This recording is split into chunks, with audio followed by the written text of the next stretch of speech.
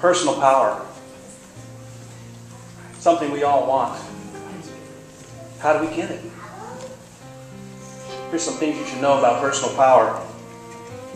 In order to walk in your personal power, you must be happy. But you can't be happy unless you're walking in your personal power. It's like a catch-22. Each of us has a distant shore that we're heading towards also. But sometimes the waves of life are so huge that we can't see the shore. That's when we have to have faith.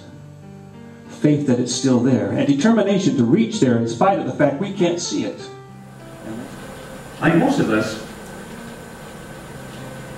I have lived my life believing in a higher power.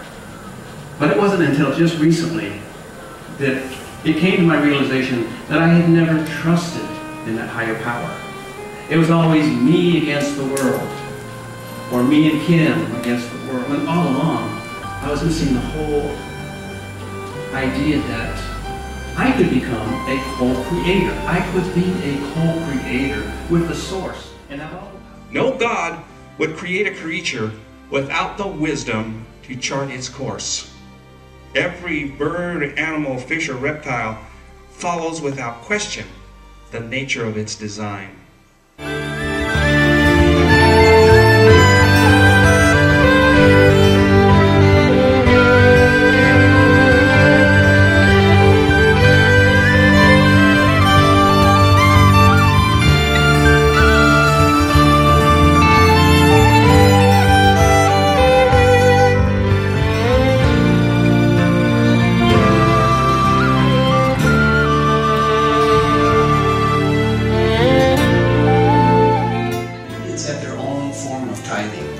As the carcass of the first buffalo harvested in a large hunt was always sacrificed to the Great Spirit, we can open the doors to the universe, to abundance and well-being.